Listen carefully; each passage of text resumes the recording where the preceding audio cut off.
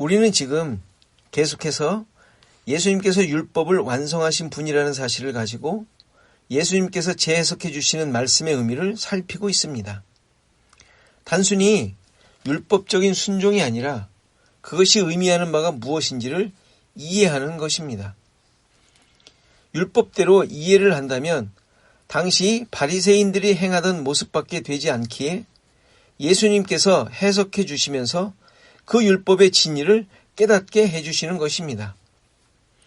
따라서 예수님께서 살인하지 말라는 율법에 대해 미워하지 말고 노하지 말라는 의미로 재해석해 주신 것도 단순히 율법적인 순종의 차원에서 이행하려고 해서도 안 됩니다.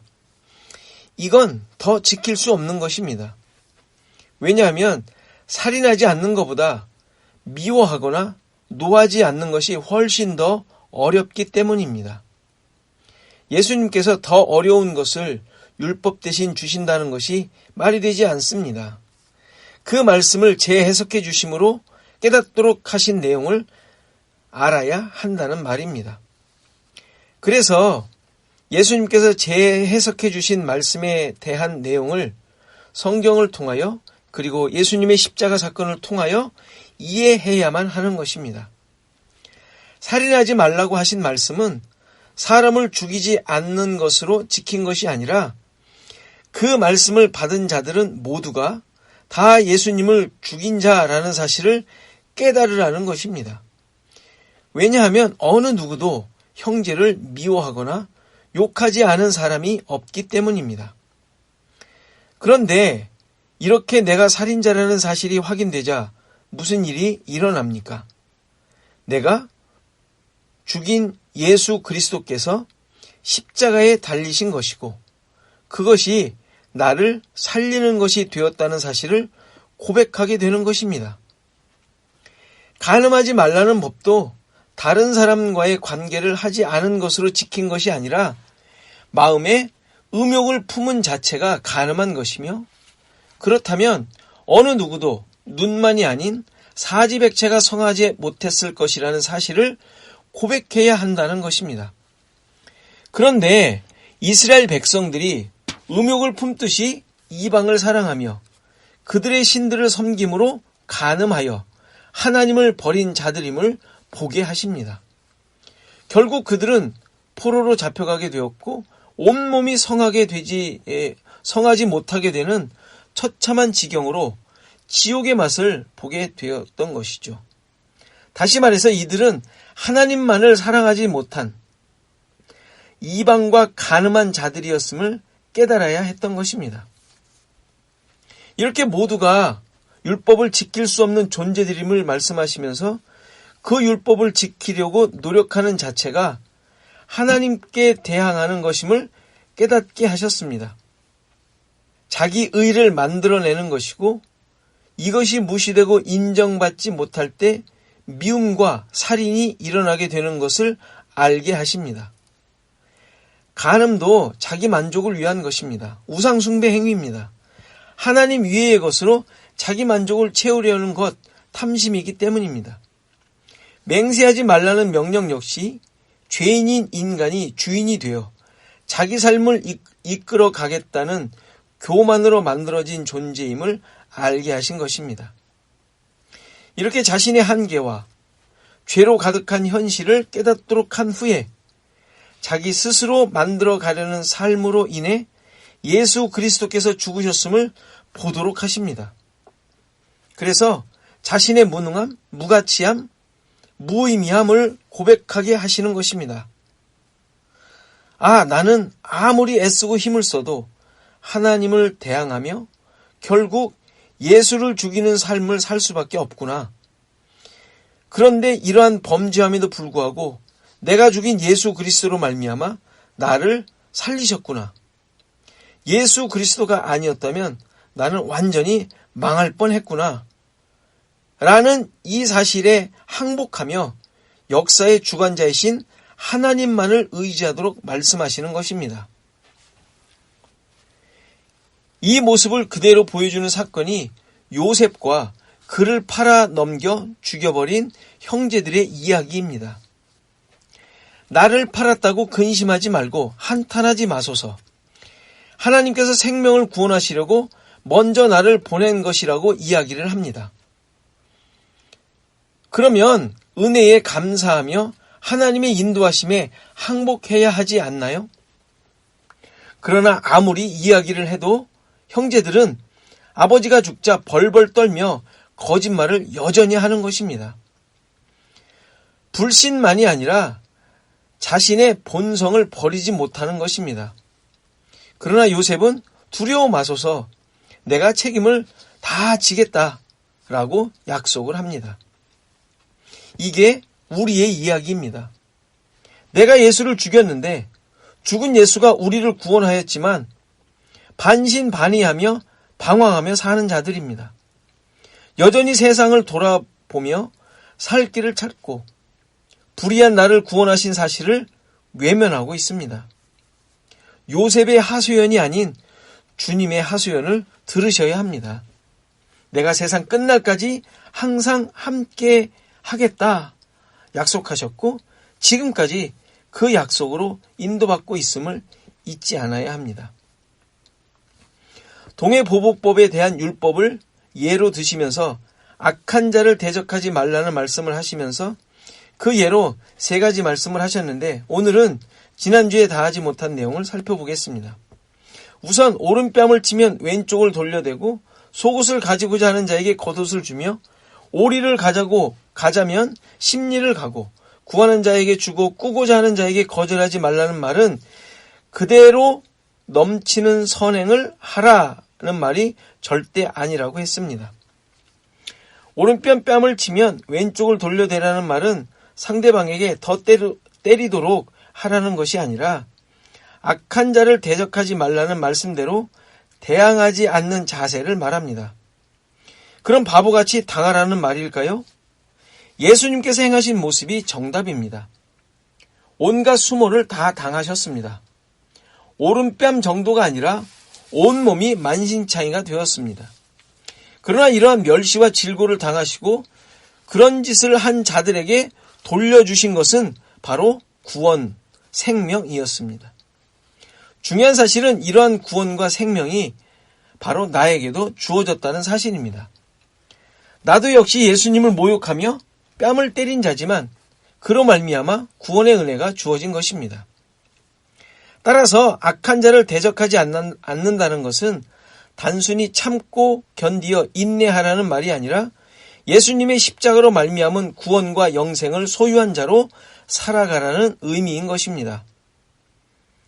세상의 논리가 아닌 대적자들을 품고 그들을 위하여 죽을 수 있는 자들임을 말하는 것입니다. 이것이 왼편도 돌려댄다는 의미입니다. 오늘 살필 내용은 그 다음에 나오는 속옷을 달라고 할 때 겉옷을 주라는 말씀입니다. 물론 이것도 부당하게 요구하는 것에 덤으로 사랑을 듬뿍 담아서 주라는 의미일까요? 그럴 수도 있지만 이 말씀도 예수님께서 성취하심으로 우리가 어떤 자들이 되었는지를 확인시키시고 있는 말씀입니다. 고발해서 속옷을 달라고 한다는 의미가 무엇일까요? 분명 율법이나 어떤 기준을 가지고 시비를 걸어서 속옷을 요구하고 있는 모습을 말합니다.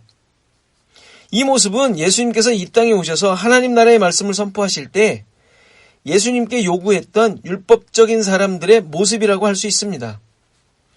그런데 예수님께서는 이러한 인간들이 가지고 있었던 율법주의들을 철저하게 무너뜨리셨습니다. 스스로 거룩해지고 자신의 능력과 노력으로 하나님을 섬기려고 했던 온갖 율법적인 행위들을 정죄하셨던 것입니다. 이런 모습은 실은 아담부터 시작된 것입니다. 그는 하나님의 말씀을 거역하자마자 자신의 죄된 모습을 감추기 시작했습니다. 무화과 잎사귀로 자신을 가린 것입니다. 율법주의의 첫 발을 디딘 것이죠. 자신이 자신을 만들어 하나님 앞에 서고자 했던 모습입니다. 바로 이것이 속옷을 달라고 한다는 말에 의미하는 바입니다. 이렇게 죄인들이 자기를 만들어 율법적 가치를 만들기 위해 무엇이든지 하려고 애를 쓰며 살고 있는 것입니다. 그래서 이렇게 살고 있는 사람들은 예수님께서도 율법적인 행위를 하기를 요구했던 것입니다. 예수님을 책잡으려고 질문했던 내용들, 제자들을 꾸짖은 것, 예수님을 어떻게 잡아 죽일까 서로 힘을 합한 것들, 이 모든 것들이 바로 고발하여 속옷을 챙기려 했던 내용들입니다. 중요한 사실은 모든 신자들도 바로 이러한 속옷, 자기 앞가림, 스스로 자기의 삶을 만들어내는 행위를 위해서 살고 있을 뿐만 아니라 예수님에게도 요구하고 있다는 사실입니다. 선악과를 따먹고 무화과 잎으로 앞가림을 하듯이 위선과 자랑이 삶의 목적이 되고 있지는 않습니까? 그리고 그것을 위해 우리는 열심히 기도합니다. 나를 근사하게 만들어 달라고 말입니다. 우리의 모습을 되돌아봐야 합니다. 나의 신앙의 기준이 내가 힘쓰고 만들어내는 것에 있지 않은지 말입니다. 그런데 아담과 하와가 범죄한 후에 무화과 잎으로 자기 속옷을 만들어 입었을 때 하나님께서는 그들에게 가죽옷을 입혀주신 것을 보게 됩니다. 당연히 무화과는 없어져야 할 율법적 모습을 예표하고 있는 것입니다. 그리고 가죽옷은 하나님의 은혜와 구원을 의미하는 것입니다. 하나님의 계획하시고 원하시며 우리를 향한 의도가 무엇인지를 확실하게 보여주는 내용입니다. 자기 능력과 자랑과 허위와 외식을 깨뜨려 버리시고 죄와 수치와 허물을 그대로 덮어주시겠다는 것입니다. 바로 이것이 예수님께서 이 땅에 오셔서 십자가를 통하여 이루어내신 내용이며 하나님께서 예수 그리스도를 통하여 죄인들에게 입혀주신 겉옷입니다. 생명이며 구원이며 사랑이며 은혜인 것입니다. 바로 이런 모습들이 신자들을 통하여 세상에서 일어나야 함을 말씀하시는 것입니다. 우리는 세상에 보내진 자들입니다. 그것도 제사장의 사명을 가지고 말입니다. 제사장의 사명은 무엇입니까? 그는 죽음을 담보로 백성을 책임지는 자들입니다. 겉옷을 소유한 자로서 말입니다. 당연히 세상을 향한 분명한 책임과 자세를 말해주고 있는 것입니다. 이러한 모습 또한 예수님께서 십자가상에서 성취하셨습니다. 예수님께서 십자가에 달리셨을 때 군병들이 예수님의 옷을 네 부분으로 나누어 갖는 모습이 나옵니다. 그런데 이 행위가 말씀을 성취하는 순간이 되고 있습니다. 하나님의 뜻이 이루어지고 있는 것입니다. 그들이 자발적으로 하는 것 같지만 하나님의 의도하심이 이루어지고 있는 것입니다. 예수님의 옷이 나누어지고 있는데 하나님께서 주시는 것입니다. 은혜와 사랑과 구원을 말입니다. 예수님의 옷은 결국 진리, 말씀의 옷이 되고 있는 것이죠. 그래서 죄인들인 우리들이 이 옷을 입은 자들인 것입니다. 따라서 이 겉옷은 바로 세상에서 죽어져야 한다는 사실을 보여주기도 합니다. 제사장으로 보냄받은 자들의 모습이기 때문입니다. 예수님께서 죽으시면서 겉옷을 나누어 주신 것처럼 우리의 삶이 이 세상에서 결국 세상의 가치와 목적을 포기하며 은혜와 사랑이 무엇인지를 드러내는 삶이어야 한다는 것이죠. 우리가 입은 것, 하나님으로부터 계획되어 주신 것, 십자가로 말미암아 입혀진 것, 진리의 옷을 입은 자로서 이웃을 품고 세상을 향하여 사는 자들이 되어야 할 것입니다. 이것이 겉옷까지 가지게 한다는 의미입니다. 지금 코로나로 인해 세상은 신음하고 있습니다. 여러 방책들을 내놓고 있지만 지금 순간을 덮기 위한 일시 방편일 뿐입니다. 오직 자신들의 삶을 위해 살고 있는 것이죠. 이러한 삶 속에서 우리는 부활주의를 맞이했습니다. 부활하신 주님께서 소망과 생명을 주셨습니다. 겉옷을 입혀주신 것입니다. 이 믿음과 가치를 드러내야 할 사명을 주신 것이죠. 이때야말로 우리가 정말 존재하고 있는 그 의미를 분명하게 드러내야 할 때입니다. 이러한 사명을 더 깊이 묵상하시고 이 삶을 감당하여 살아내는 시애틀 주언약교회 교회와 성도가 되시기를 간절히 바랍니다. 기도하겠습니다. 하나님 감사합니다. 우리의 삶을 주님께서 인도하시고 붙잡아 주시고 함께 해 주셔서 하나님께서 직접 만들어내신 삶으로 우리에게 덧입혀 주심에 감사드립니다. 십자가에 죽으신 것이 그냥 돌아가신 것이 아니라 우리에게 영원한 생명을 주시기 위한, 영원한 옷을 입혀주시기 위한, 그 겉옷을 입혀주시기 위한 하나님의 놀라운 구원 계획이었음을 믿습니다. 이러한 옷을 입은 저희들, 이 세상 가운데서 참다운 세상의 가치가 무엇인지 하늘의 가치로 드러내며 사는 삶이 되게 하옵소서. 어렵고 힘든 상황을 살고 있습니다. 세상은 방황하고 있고 혼란스러운 상황 속에 있습니다. 그러나 참된 생명을 가진 그 겉옷을 입은 하나님의 백성들로서 그 중심에 진정한 생명과 삶이 무엇인지를 가지고 있는 자들로서 우리가 무엇을 희생하며 무엇을 베풀어야 할지 깨달은 자들로서 이 어렵고 힘든 삶을 살아가며 이웃들에게 진정한 사랑과 은혜를 베풀며 살게 하옵소서. 감사하고 예수 그리스도의 이름으로 기도하옵나이다. 아멘.